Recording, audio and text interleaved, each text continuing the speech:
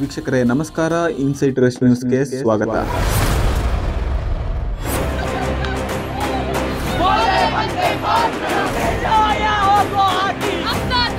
ಬಂಧುಗಳೇ, world war 1, world war 2 ಮುಗ್ದು ಹೋಗಿದೆ. ಒಂದು ವೇಳೆ 3ನೇ ಮಹಾಯುದ್ಧ ಏನಾದರೂ ಆದರೆ 4ನೇ ಮಹಾಯುದ್ಧಕ್ಕೆ ಈ ಬಾಂಬ್ಗಳು, ನ್ಯೂಕ್ಲಿಯರ್ ವೆಪನ್ಗಳು, ರೈಫಲ್ಗಳು ಇರೋದಿಲ್ವಂತೆ. ಜನ ಬರೀ ಕಲ್ಲಲ್ಲೇ ಹೊಡೆದಾಡ್ಕೋಬೇಕಂತೆ. ಇದನ್ನ ನಾನು ಹೇಳ್ತಿಲ್ಲ, ತಜ್ಞರೇ ಹೇಳ್ತಿದ್ದಾರೆ.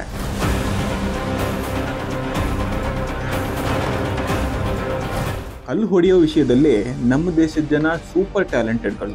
ಆ್ಯಕ್ಚುಲಿ ನಮ್ಮ ದೇಶದ ಜನ ಅಂತ ಕನ್ಫರ್ಮ್ ಆಗಿ ಹೇಳೋಕ್ಕಾಗಲ್ಲ. ಯಾಕೆ ಅಂತ ಆಮೇಲೆ ಹೇಳ್ತೀನಿ.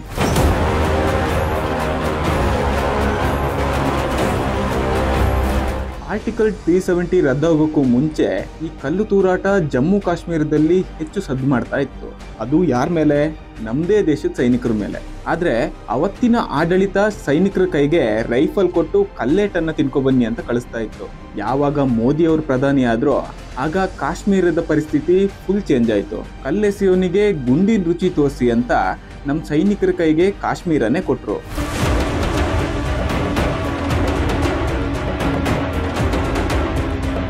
ಈಗ ನೋಡಿ, ಒಂದು ಕಾಲದಲ್ಲಿ ಭಯೋತ್ಪಾದಕರ ಮೆರವಣಿಗೆ ನಡೀತಾ ಇದ್ದ ಅದೇ ಕಾಶ್ಮೀರದಲ್ಲಿ ಈಗ ತಿರಂಗ ಯಾತ್ರೆ ನಡೀತಾ ಇದೆ. ಇದಲ್ವಾ ಬದಲಾವಣೆ ಅಂದ್ರೆ?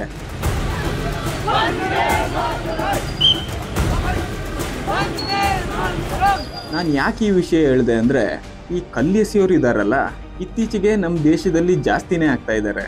ಇವರೊಂಥರ ಕೊರೋನಾ ಇದ್ದಂಗೆ. ದೇಶ ಪೂರ್ತಿ ಈ ಕಲ್ಲೆಸೆಯೋರು ಹರಡ್ತಾ ಇದ್ದಾರೆ. ಇನ್ಫ್ಯಾಕ್ಟ್ ಹರಡಿಸ್ತಾ ಇದ್ದಾರೆ ಅಂತ ಹೇಳ್ಬೋದು.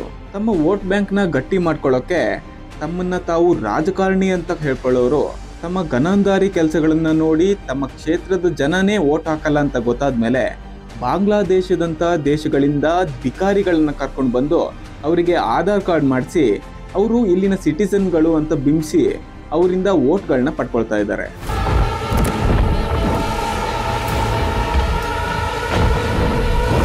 ಇತ್ತೀಚೆಗೆ ಜೈಪುರದ MLA ಸ್ವಾಮಿ ಬಾಲಮುಕುಂದಾಚಾರ್ಯ ಅವರು ಒಂದು BSNL ಆಫೀಸ್ ಮೇಲೆ ರೈಡ್ ಮಾಡ್ತಾರೆ.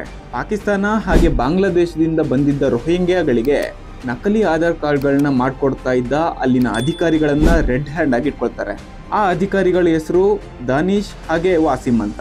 ಅವರನ್ನ ವಿಚಾರಿಸಿದಾಗ ಗೊತ್ತಾಗುತ್ತೆ, ಆ ರೋಹಿಂಗ್ಯಾಗಳಿಗೆ ನಕಲಿ ಆಧಾರ್ ಕಾರ್ಡ್ ಮಾಡ್ಕೊಡ್ತಾ ಇದ್ದಿದ್ದು ಮುಂಬರೋ ಬಿಹಾರ್ ಹಾಗೆ ವೆಸ್ಟ್ ಬೆಂಗಾಲ್ನ ಎಲೆಕ್ಷನ್ಗೆ ವೋಟ್ ಬ್ಯಾಂಕ್ಗಳಾಗಿ ಕನ್ವರ್ಟ್ ಮಾಡೋದಕ್ಕೆ. एक तो ये बना रहा है कार्ड, क्या नाम है तेरा? दानिश। ये दानिश है, बांग्लादेशों के कार्ड बना रहा है। और एक ये बना रहा है तेरा, क्या नाम है तेरा? ये वसीम कहाँ का रहने वाला है?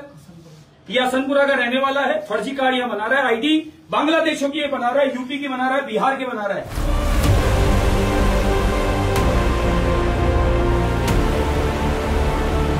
ಇದ್ರ ಜೊತೆಗೆ ರಾಜಸ್ಥಾನದ ಜೈಸಲ್ಮೇರ್ ಅಲ್ಲಿ ವಕ್ಫ್ ಹೆಸರಲ್ಲಿ ಕಲ್ಲು ತೂರಾಟ ಶುರುವಾಗಿದೆ. ಅಲ್ಲಿ ಈ ಊರು ವಕ್ಫ್ಗೆ ಸೇರಿದೆ, ಇಲ್ಲಿಂದ ನೀವು ಹೋಗಿ ಅಂತ ಹಿಂದೂಗಳನ್ನ ಕಲ್ಲು ಹೊಡೆದು ಓಡಿಸ್ತಾ ಇದ್ದಾರೆ. ಅಷ್ಟೇ ಅಲ್ಲ, ಛತ್ರಿಗಳು ಅಂದ್ರೆ ರಾಜಸ್ಥಾನಿಯರು ಅಲ್ಲಿನ ಪ್ರಮುಖ ವ್ಯಕ್ತಿಗಳ ನೆನಪಲ್ಲಿ ನಿರ್ಮಿಸಲಾದ ಸ್ಮಾರಕಗಳನ್ನು ಹೊಡೆದಾಕ್ತಾ ಇದ್ದಾರೆ. ಅದನ್ನ ಕಟ್ಟೋದಕ್ಕೆ ಅಂತ ವಾಪಸ್ ಹೋದ್ರೆ ಕಲ್ಲು ಎಸ್ದು ಓಡಿಸ್ತಾ ಇದ್ದಾರೆ. ಅಷ್ಟೇ ಅಲ್ಲ, ಅದನ್ನ ತಡೆಯೋಕೆ ಬಂದ ಪೊಲೀಸರ ಮೇಲೆ ಕೂಡ ಕಲ್ಲು ತೂರಾಟ ನಡೀತಾ ಇದೆ. ಸದ್ಯ ಪೊಲೀಸರು ಕೆಲವರನ್ನ ವಶಕ್ಕೆ ಪಡ್ಕೊಂಡಿದ್ದಾರೆ. ಆದರೆ ಒಂದು ವಿಷಯ ನೀವು ಇಲ್ಲಿ ಗಮನಿಸಬೇಕು, ಈ ತೂರಾಟದಲ್ಲಿ ಇದ್ದಿದ್ದು ಹೆಂಗಸರು ಹಾಗೆ ಮಕ್ಕಳು. ಇವರೆಲ್ಲ ನಮಗೆ ಅಮಾಯಕರು. ಇದನ್ನ ಕೂಡ ಮಾಡ್ತಾ ಇರೋದು ಅದೇ ವಲಸಿಗ ಬಿಕಾರಿಗಳು ಅಂತ ಹೇಳಲಾಗ್ತಾ ಇದೆ.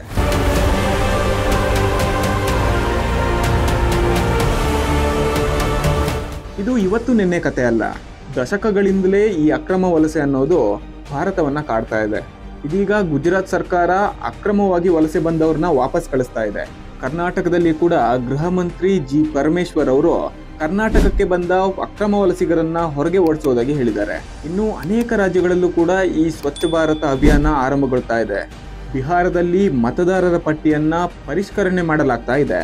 7.9 ಕೋಟಿ ಮತದಾರರು ಇರೋ ವೋಟರ್ ಲಿಸ್ಟ್ ಇಂದ ಈಗಾಗಲೇ 35 ಲಕ್ಷ ಜನ ಫೇಕ್ ವೋಟರ್ಸ್ ಅನ್ನ ಹೊರಗೆ ತೆಗೆದಿದ್ದಾರೆ. ಇನ್ನೂ ಕೂಡ ಫಿಲ್ಟರ್ ಮಾಡಲಾಗ್ತಾ ಇದೆ. ಇನ್ನಷ್ಟು ಜನ ಕೂಡ ಸಿಗ್ತಾ ಇದ್ದಾರೆ. ಬಿಹಾರದಲ್ಲಿ ಕೂಡ ನಕಲಿ ವೋಟರ್ ID ಮಾಡ್ಕೊಡೋಕೆ ಲಂಚ ತಗೊಳ್ತಾ ಇದ್ದ ಗೌರಿ ಶಂಕರ ಅನ್ನೋ ಒಬ್ಬ ಗವರ್ಮೆಂಟ್ ಟೀಚರ್ನ ವಿರುದ್ಧ FIR ದಾಖಲಾಗಿದೆ. इस तरह के बांग्लादेश में जिसका नाम है हसमत खलीफा है और इंडिया में जब इसने बनाया तो इसने सुजान शेख के नाम से बनाया।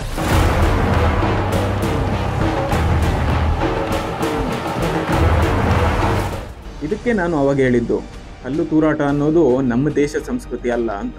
ಈ ಸಮಸ್ಯೆ ಇನ್ನು ಯಾವಾಗ ಬಗೆಹರಿಯುತ್ತೋ ಅನ್ನೋದು ಗೊತ್ತಿಲ್ಲ.